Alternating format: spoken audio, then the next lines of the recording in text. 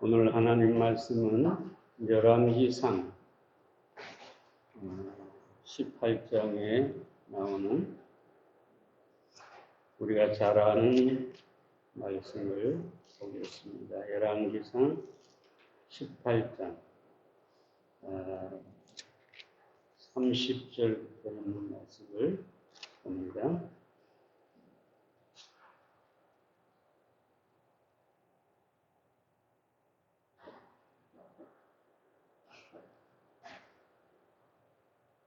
열왕기상 18장 30절부터입니다. 엘리야가 모든 백성을 향하여 이르되 내게로 가까이 오라. 백성이 다 저에게 가까이 오매 저가 무너진 여호와의 단을 수축하되 야곱의 아들들의 지파의 수요를 따라 12돌을 취하니 이는 야곱은 여호와께서 옛적에 저에게 임하여 이르시기를 내 이름을 이스라엘이라 하리라 하신 자더라.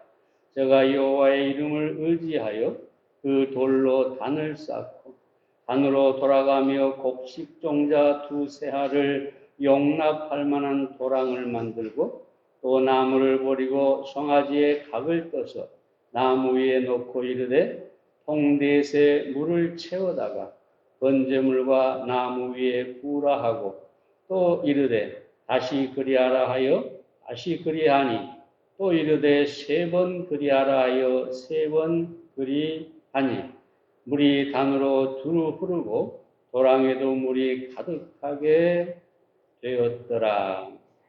예.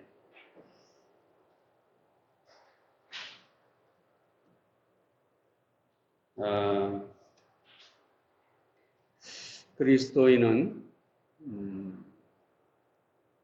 영적 전쟁 중에 있습니다. 그리스도인의 대적은 첫째는 마귀고 두 번째는 마귀가 지배하는 이 세상이고 세 번째는 우리 안에 있는 옛사람이 우리의 대적입니다. 그래서 우리는 세 원수를 두고 영적 싸움을 싸우는 것입니다. 오늘 본문에 보면 엘리야가 이스라엘 백성 앞에서 바알 선지자들과 함께 이 영적 전투, 영적 싸움을 하고 있다. 이렇게 말할 수가 있는데요. 오늘 이 본문 속에서 우리가 승리하는, 어떻게 우리가 영적 싸움에서 승리할 것인가. 잘 아는 원리지만 우리가 몇 가지 생각해 보겠습니다. 첫째로 우리가 승리하려면 하나님 편에 서야 합니다. 21절 말씀을 봅니다. 엘리야가 모든 백성에게 가까이 나아가 이르되 너희가 어느 때까지 두 사이에서 머뭇하려느냐. 여호와가 만일 하나님이면 그를 쫓고 바알이 만일 하나님이면 그를 쫓을지니라 하니 백성이 한 말도 대답지 아니하는지라. 엘리야가 이스라엘 백성들에게 너희가 어느 때까지 두 사이에서 머뭇하려느냐. 이 머뭇이라는 말은 술 취한 사람처럼 비틀거린다는 뜻입니다. 하나님을 쫓지 않고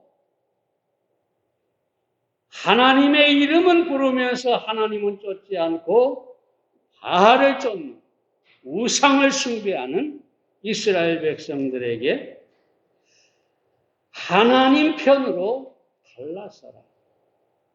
우상을 버리고 하나님께로 돌아오라. 라고 그 결단을 촉구하고 있는 것입니다. 왜 우리가 하나님 편에 서야 할까요? 왜 엘리야가 이스라엘 백성들에게 하나님을 쫓으라고 그럴까요? 먼저 하나님 편에 서는 것이 사는 길이기 때문입니다. 이스라엘 백성들은 우상 숭배로 인해서 지금까지 3년 동안 가뭄을 겪었어요. 한 방울의 비도 내리지 않았어요. 원래가 광야가 많은 이스라엘 땅에 3년을 비가 내리지 않으니 아예 곡식은, 아예 열매는 없는 것이죠. 죽을 수밖에 없는 상황이에요. 만약에 이 가뭄이 계속된다면 모든 이스라엘 백성은 살 길이 없는 것이죠. 그러면 사는 길은 오직 하나인데 그것은 뭐냐? 하나님께로 돌이키는 것입니다. 하나님 편에 서서 우상을 버리고 하나님만 섬기는 것. 그것이 바로 사는 길입니다. 이것을 신학적으로 표현한다면 회개하고 예수 그리스도를 믿음으로 하나님께 돌아오는 것입니다. 사도행전 3장 19절은 그러므로 너희가 회개하고 돌이켜 너희 죄 없이함을 받으라. 사도행전 4장 12절은 다른 이로서는 구원을 얻을 수가 없나니 천하인간의 구원을 얻을 만한 다른 이름을 주신 일이 없음입니다. 회개하고 예수 그리스도를 영접할 때 바로 그것이 사는 길이고 하나님께 속하고 하나님 편에 서는 것이 되는 것이죠. 그 어떤 사람도 죄사함이 없이 구원받지 않고 거듭나지 않고 하나님 편에 설 수 있는 사람은 없는 것입니다. 그러므로 우리가 하나님 편에 서서 하나님을 섬기는 것만이 생명의 길이고 사는 길입니다. 다음으로 왜 우리가 하나님 편에 서야 합니까? 하나님 편에 서는 것이 축복의 길이기 때문입니다. 이스라엘 백성들은 바알을 숭배하다가 가나안의 축복을 잃어버렸습니다. 원래 가나안은 젖과 꿀이 흐르는 땅이라고 합니다. 축복의 땅이고 축복이 약속된 땅입니다. 그 땅에서 하나님께서 축복을 약속하셨습니다. 그런데 그 젖과 꿀이 흐르는 가나안 땅, 그 축복의 땅에서 우상을 숭배했어요. 결국 이 축복의 땅이 저주의 땅으로 변해버린 것입니다. 단 여러분, 성경은 하나님을 섬기면 복을 받는다고 약속하고 있습니다. 신명기 잘 아는 것처럼 6장 10절부터 있는 말씀에 보면 이런 내용이 나옵니다. 내가 너에게 건축하지 아니한 크고 아름다운 성을 주겠다. 내가 채우지 아니한 아름다운 물건으로 가득한 집을 주겠다. 내가 파지 아니한 우물을 내게 주겠다. 내가 심지 아니한 포도원과 감람나무를 너희에게 주겠다. 얼마나 놀라운 축복의 약속입니까? 너희가 땅을 파고 땅을 흘리고 수고하고 노력하고 온갖 고생을 다해서 축복을 얻어라. 그런 게 아니라 아예 네가 건축하지 않고 네가 심지 않고 네가 파지 않는 그 모든 축복을 너희에게 주겠다. 은혜죠. 여러분, 원래 에덴 동산에서 하나님께서 아담과 하와에게 준 것은 무엇입니까? 싹시 아닙니다. 노력의 대가가 아닙니다. 하나님의 은혜로 모든 에덴 동산을 값없이 주신 것입니다. 이런 하나님의 은혜의 축복을 약속하셨다. 물론 그렇다고 하나님 앞에 공짜만 바라고 앉아있으라는 말은 아니죠. 또 다른 성경은 우리가 열심히 땀 흘리고 수고해야 한다고 하고 있죠. 그런데 하나님께서 우리가 수고한 것 그 이상의 것으로 넘치도록 풍성하게 우리에게 축복해 주시겠다고 약속합니다. 그런데 그 약속은 조건이 있죠. 신명기 6장 4절과 5절에 보면 이렇게 나와 있습니다. 이스라엘아 들으라, 우리 하나님 여호와는 오직 하나이신 여호와시니 너는 마음을 다하고 성품을 다하고 힘을 다하여 내 하나님 여호와를 사랑하라. 마음을 다하고 성품을 다하고 힘을 다하여 하나님 편에 서서 하나님을 섬기며 하나님을 사랑하며 그 모든 축복을 은혜로 주시겠다고 약속하고 있습니다. 그럼 우리가 저주가 아닌 3년 반의 가뭄이 아닌 축복의 땅에 살기 위해서는 하나님 편에 서서 하나님만 섬겨야 하는 것입니다. 왜 우리가 하나님 편에 서야 합니까? 하나님 편에 서는 것이 승리하는 길이기 때문입니다. 여러분, 바알과 아세라 신자는 850명이나 됐습니다. 이스라엘 백성들은 다 우상을 숭배했습니다. 여기 아합 왕과 이세벨 왕후도 우상 숭배자였습니다. 보세요. 850대 1의 상황입니다. 왕과 모든 이스라엘 백성과 이 엘리야는 홀로 싸우고 있습니다. 승리의 가능성은 단 1%도 없습니다. 왕이 대적이 되네. 모든 백성이 우상을 따르고 있잖아요. 그 선지자들만 해도 850명이나 되죠. 그 갈멜산에 이스라엘의 하나님, 그 하나님 편에 서 있는 사람은 오직 엘리야 한 사람. 어떻게 승리가 가능할까요? 하나님 편에 섰을 때 그 승리의 확률은 100%가 되는 것입니다. 내가 홀로 섰을 때 승리가 단 1%도 없다 할지라도 하나님 편에 서서 하나님이 함께 하십니다. 그 승률은 100%입니다. 누가 하나님을 대적하겠습니까? 남북전쟁 치를 때 링컨 일화가 유명하고 저도 몇 번 말한 적이 있습니다만 어느 날 총지휘관인, 이 북군의 총지휘관인 링컨 앞에 부하가 와서 보고를 합니다. 지금 우리 군력은 말할 수 없이 소모되었습니다. 반면에 남군은 아직도 병력이 풍부하다는 정보를 입수했습니다. 이대로 가다간 며칠 가지 못할 것 같습니다. 네. 상황적으로 완전히 북군이 불리합니다. 그런데 며칠 정말 이 전쟁을 객관적으로 평가하면 며칠을 버틸 수가 없다. 그런데 링컨이 뭐라고 얘기할까요?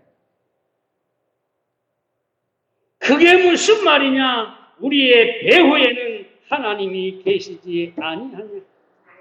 문제없이 우리가 이긴다는 믿음을 가져라. 링컨의 믿음이 대단했던 거예요. 또 이런 일화도 있죠. 전쟁이 북군에 불리하게 돌아가자 불안한 부하가 묻습니다, 링컨에게. 이 말은 제가 여러분에게 한 것 같은데, 하나님께서 우리 편일까요? 아니면 낭군 편일까요? 링컨이 뭐라고 했겠어요? 하나님이 누구 편이냐가 중요한 것이 아니라 우리가 하나님 편에 있는가가 중요한 것입니다. 결국 링컨은 어떻게 됐어요? 리 장군이라는 탁월한 남군의 지도자가 장군이 있었음에도 불구하고 엄청난 전쟁의 물자로 그리고 수로 밀어붙이는 그 남군을 대적했습니다. 북군은 여러 가지 불리한 조건임에도 불구하고 승리를 거둡니다. 이 승리는 누구의 승리일까요? 하나님의 승리입니다. 우리의 뒤에서 우리와 함께 계시는 우리의 하나님, 때로 우리에 앞서가며 싸우시는 하나님. 다만 우리가 필요한 것은 그 하나님 편에 우리가 서는 것. 그것이 승리를 가져다주는 비결인 것입니다. 그러므로 사랑하는 여러분, 오늘 이 시간 여러분이 어디에 서 있는지 생각하시기를 바랍니다. 나는 정말로 생명의 길이고 축복의 길이고 승리의 길이신 하나님 편에 서 있는 자신을 점검해 보시기를 바랍니다. 두 번째로, 승리하려면 하나님의 능력을 믿어야 합니다. 33절, 34절 말씀을 보겠습니다. 또 나무를 버리고 송아지의 각을 떠서 나무 위에 놓고 이르되 동네새 물을 채우다가 번제물과 나무 위에 부으라 하고 또 이르되 다시 그리하라 하여 다시 그리하니 또 이르되 세 번 그리하라 하여 세 번 그리하니 물이 단으로 두루 흐르고 도랑에도 물이 가득하게 되었더라. 이 사건은 뭐냐면 이 바알의 선지자들이 내기를 했잖아요. 하늘에서 불이 내려와서 재물을 사르는 그 하나님이 진짜 하나님이다. 그래서 이 바알 선지자들이 아주 짠일 하늘에 대고 울부짖으면서 뭐 심지어 자기의 몸을 막 상하면서까지 막 불을 내려달라고 기도하잖아요. 지치도록 해도 불이 안 내려. 이제 그게 끝나고 엘리야가 등장을 하는 거예요. 그래서 제단을 다시 수축하고 거기에 재물을 올려놓고 그 다음에 엘리야가 하는 말이 물을 떠다가 이 위에다 부어라.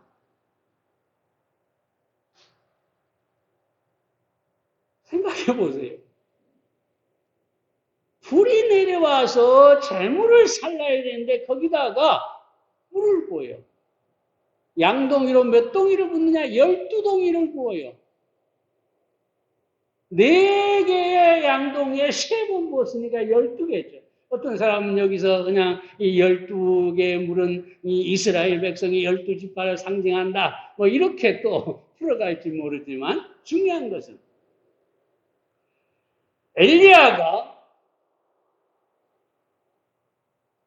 자연적으로 불가능한 상황을 일부러 만들고 있다는 것이죠. 물이 흠뻑 쳐져 그 주변에 도랑에까지 가득 찼는데 거기에 어떤 사람이 불을 붙인다고 불이 붙겠습니까? 인위적으로, 자연적으로 아예 불가능한 상황을 엘리야가 만들어버린 거예요. 왜 그랬을까요? 믿음 때문입니다. 어떤 믿음이냐? 이런 상황, 이런 조건에서도 전능하신 하나님은 불을 내려 재물을 살으실 것이다. 오히려 하나님께 기회를 드리고 있는 것이죠. 일부러 불가능한 상황을 만들어 놓고 하나님 당신은 전능하시니 이 조건 속에서도 불을 내리실 줄로 믿습니다.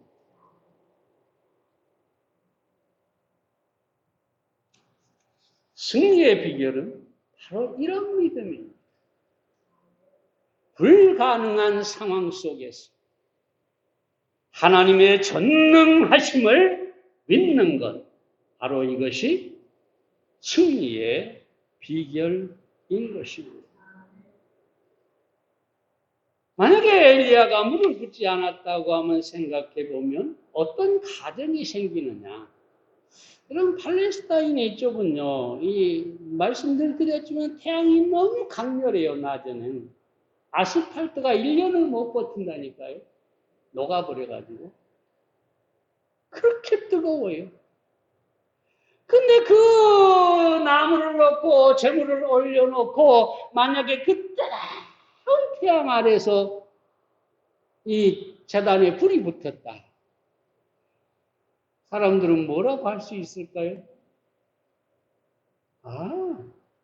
태양이 너무 뜨거웠어. 저건 하나님이 한 일이 아니야. 이럴 가능성이 있다는 거예요.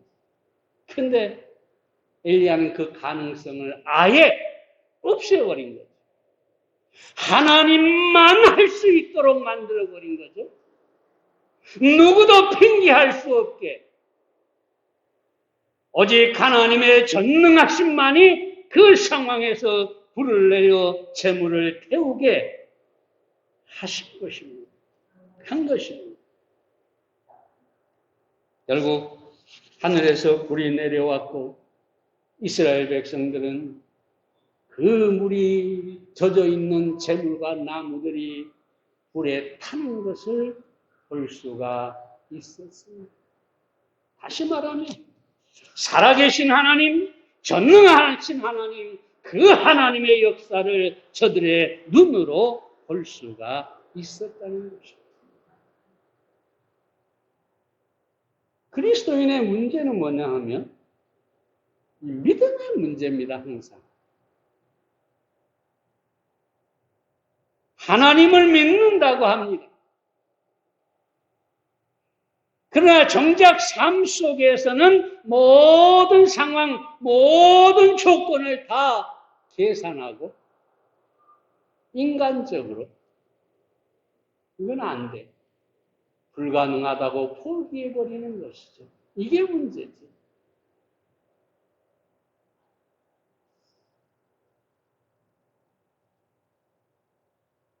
왜 그러느냐? 늘 말씀드리지만 인간은 자신의 이성, 자신의 지식, 자신의 경험 이것에 의해서만 판단하기 때문에 결정해버리기 때문에 하나님이 개입할 여지가 없는 것입니다. 항상 말씀드린 것처럼 마리아와 마르다가 오라비 나사로가 죽자 뭐라 합니까? 주님이 여기 계셨다면 또 하나는 뭐라 합니까? 죽은 지 나흘이 되었음에 이럽니다. 여기 계셨다면 공간을 제한해버립니다. 죽기 전에 오셨다면 이미 나흘이 지났는데 이제 와서 무슨 소용입니까? 죽기 전에 오셨다면 살았을 겁니다. 근데 여러분 또 다른 믿음을 볼 수 있어요. 로마의 백부장이죠. 예수님께서 이스라엘의 이만한 믿음을 찾아보지 못했다고 하잖아요. 그럼 뭐라고 합니까? 예수님을 초청했다. 예수님이 자기 집에 도착하기 전에 말씀으로만 하옵소서. 보세요. 마리아와 다르죠? 마리아와 다르죠? 주님이 여기 계셨으면 그러는데, 이 백부장은 주님이 거기 계셔도 말씀으로만 하면 내 종이 낫겠네. 이게 믿음이에요. 내가 정도로 오라면 오고 가라면 갑니다. 그러면서 주님이 말씀하시면 말씀대로 이루어질 것이라는, 이게 믿음이에요. 당연하죠. 우리는 이 로마의 백부장과 같은 믿음을 가져야 합니다. 상황이 어떠하든, 우리의 조건이 어떠하든, 엘리야가 물을 부어버린 제단처럼 아예 불가능하든 상관없이 하나님은 전능하심으로 하나님께서 능히 이루실 것을 믿어야 합니다. 중국의 선교사였던 허드슨 테일러는 많은 그리스도인들은 자기 자신의 차원에 비추어 난관을 측정하며 그렇기 때문에 시도조차 하지 않고 항상 실패로 끝나버린다. 그러나 모든 위인들은 그들과 함께 하시는 하나님의 능력과 그분의 임재하심에 의지함으로 하나님을 위한 놀라운 사역을 해낸 연약한 사람들이요. 상황에 비해 엘리야는 정말 연약한 사람이었죠. 홀로 서 있었죠. 그렇지만 하나님의 전능하심을 믿고 오히려 하나님께서 행할 수 있도록 불가능한 상황을 만들어버리고 그 하나님을 믿음으로 말미암아 승리한 것을 보게 됩니다. 독일에 나온 세계적인 작곡가 멘델스존이 있습니다. 한 번은 유럽의 어느 큰 교회당에 들어가서 방문을 했는데 거기에 마침 올게니스트가, 그러니까 유럽에서 가장 비싸고 좋은 최고의 올겐이 있는 곳이었어요. 근데 이게 멘델스존이 들어가니까 거기에서 그 교회 올게니스트가 열심히 올겐을 연주하고 있었어요. 그 연주가 끝나자 멘델스존이 부탁을 하죠. 제가 한번 연주해봐도 되겠습니까?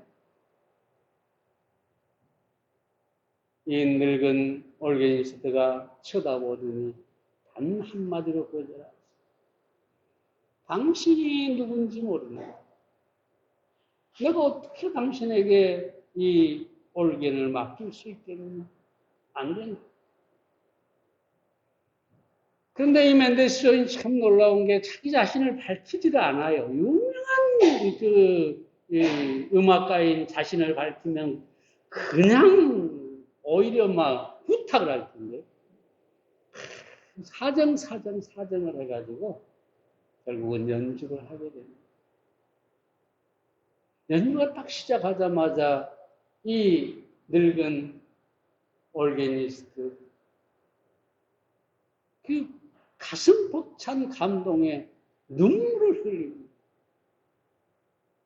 연주가 다 끝나자 묻습니다. 당신은 누구십니까? 저는 멘델스존입니다.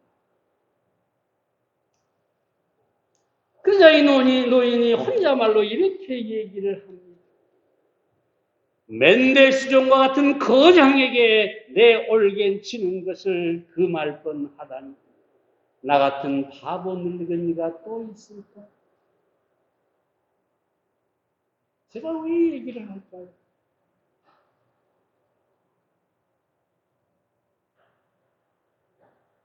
사도 바울이 갈라디 2장 20절에서 뭐라고 합니까? 내가 그리스도와 함께 십자가에 못 박혔나니 그런즉 이제 내가 산 것이 아니요 오직 내 안에 그리스도께서 사신 것이다. 내 안에 계신 주님이 그 전능으로 내 인생을 연주할 수 있도록 맡겨야 한다는 것이죠. 사도 바울이 빌립보 4장 13절에 뭐라 하는가? 내가 능력 주시는 자 안에서 내가 모든 것을 할 수 있는. 만약에 우리가 하나님의 전능하심을 믿고 그 하나님께서 내 안에서 역사하도록 나 자신을 맡긴다면 우리는 바울처럼 능력 있는 그리고 승리하는 삶을 살게 될 것입니다. 다시 한번 기억하십시오. 여러분 자신이 결코 여러분의 이성이나 여러분의 어떤 지식으로 판단하고 여러분이 하나님을 제한해 버리지 마십시오. 여러분 안에 있는 하나님, 여러분 안에 있는 예수 그리스도 그 전능하심으로 여러분 안에서 행하실 수 있도록 온전한 믿음으로 맡길 수 있기를 바랍니다. 세 번째로, 승리하려면 축복을 믿음으로 바라보아야 합니다. 41절 말씀 보겠습니다. 엘리야가 아합에게 이르되 올라가서 먹고 마시소서 큰 비의 소리가 있나이다. 엘리야가 기도해서 재물이 불에 탔습니다. 근데 어떤 변화도 없습니다.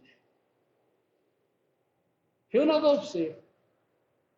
아니, 하나님이 불에 태웠고 그렇게 됐으면 저 하늘 끝에서 구름이라도 올라와 가지고 금방 비가 내릴 것처럼 좀 상황이 그렇게 돼야 되는데 여전히 구름 한 점 없습니다.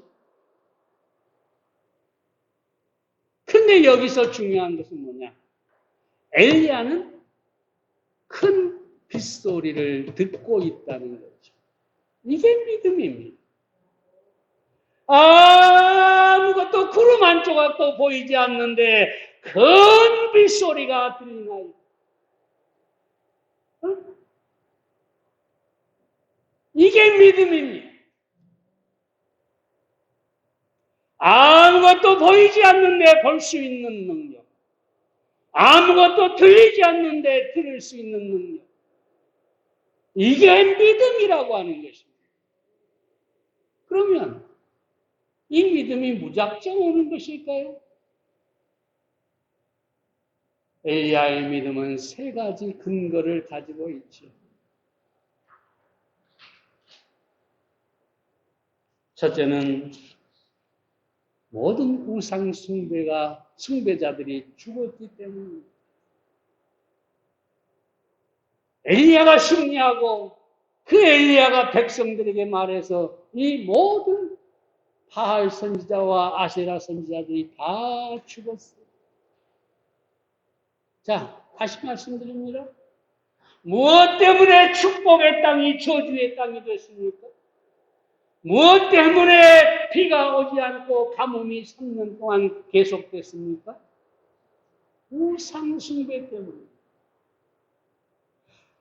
그런데 그 죄가, 그 우상 숭배자들이 사라져버린 것이죠. 그러니 당연히 하나님의 축복이 올 것이다. 당연히 가뭄이 끝나고 비가 내릴 것이다. 왜? 가뭄의 원인이 사라졌습니다. 거기에 믿음이 있는 것이죠. 어떤 사람들이 여러분 믿음을 가질 수 있을까요? 죄악 가운데 하나님보다 우상을 더 좋아하고 섬기는 그런 사람들은 절대로 믿음을 가질 수가 없습니다. 내 삶에서 우상이 되고 제거되고 내가 하나님 편에 서서 거룩한 삶을 살 때 그때 우리는 믿음을 갖게 되는 것입니다.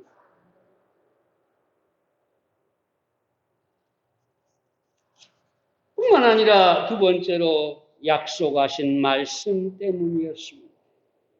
열왕기상 18장 1절에서 너는 가서 아합에게 보이라 내가 비를 지면에 내리리라. 이 갈멜산에 오기 전에 이미 엘리야는 하나님의 약속의 말씀을 듣고 왔습니다. 내가 이 지면에 비를 내리리라. 그래서 이 말씀을 믿음으로 엘리야는 큰 빗소리를 들을 수가 있었던 것입니다. 여러분, 하나님의 말씀을 떠나서는 믿음이 존재할 수가 없죠. 말씀에 밝은 사람, 말씀을 믿는 사람은 그 영혼의 눈과 귀가 밝습니다. 그래서 미래에 주실 하나님의 축복을 볼 수 있고 들을 수가 있는 것입니다. 어떤 사람도 큰 빗소리를 듣지 못했지만 엘리야는 하나님의 말씀의 약속으로 말미암아 축복의 빗소리를 들었던 것입니다. 하나님의 말씀을 믿으시고 그 약속을 믿음의 눈으로 믿음의 귀로 보고 들으시기를 바랍니다. 마지막으로 왜 응답하실 것을 믿었을까요? 큰 빗소리를 왜 들었을까요? 자신이 기도할 것이라는, 그리고 하나님이 그 기도에 응답할 것이라는 믿음이 있었던 것이죠. 아합 왕에게 큰 빗소리가 있다고 한 다음에 이 42절에 보면 엘리야가 갈멜산 꼭대기로 올라가서 땅에 꿇어 엎드려 그 얼굴을 무릎 사이에 넣고 하나님 앞에 기도하는 자세죠. 땅에 무릎을 꿇고 얼굴을 무릎 사이에 넣고 하나님 앞에 간절하게 기도하는 것을 봅니다. 그러면서 그의 종에게 저 산에 올라가서 하늘을 바라보 7번을 갔다 오죠. 손바닥만한 구름이 보이나니. 엘리야는 계속해서 기도했고 손바닥만한 구름이 보이기 시작했고 삽시간에 온 천지를 먹구름이 되었고 단비가 이 큰 비가 쏟아지게 된 것이다. 내가 기도할 것이다. 기도하는 사람은 축복을 볼 수가 있는 것이죠. 예수님께서 마가복음 11장 24절에서 그러므로 내가 너에게 말하노니 무엇이든지 기도하고 구하는 것은 받은 줄로 믿으라. 그리하면 너에게 그대로 되리라. 기도하라 그러면 받을 것이라가 아니라 이미 받은 줄로 믿으라. 그리하면 그대로 될 것이다. 사랑하는 여러분, 기도하시기 바랍니다. 무엇보다 믿음으로 기도하시기 바랍니다. 여러분의 축복을, 하나님이 주실 축복을, 여러분이 소망하는 것들을 믿음의 눈으로 보고 귀로 들으면서 기도하시기 바랍니다. 이엠바운지는 기도는 믿음으로 하나님을 움직이고 하나님은 세계를 움직이신다. 하나님만이 산을 움직일 수 있으나 믿음의 기도는 하나님을 움직일 수 있다. 엘리야는 비를 내릴 능력이 없죠. 그런데 엘리야가 할 수 있는 건 뭐냐? 기도로 하나님을 움직이게 하시는 겁니다. 그건 할 수 있죠. 그럼 하나님은 큰 비를 내릴 수가 있었던 것입니다. 그럼 사랑하는 여러분, 기도로 하나님을 움직이는 여러분들이 되시기를 바랍니다. 야곱이 이스라엘로 바뀐 것처럼 기도로 하나님을 이기고 하나님으로 일하게 하시는 여러분들이 되시기를 바랍니다. 기도하겠습니다.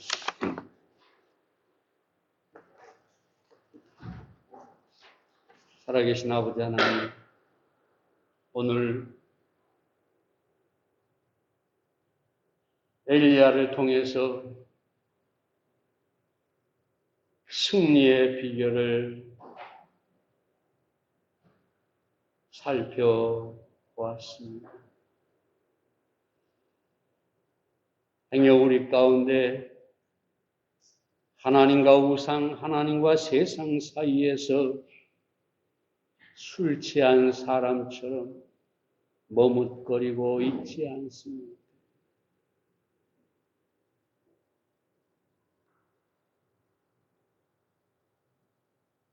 하나님 편으로 돌이키고 온전히 하나님을 쫓는 우리가 되게 해 주시옵소서.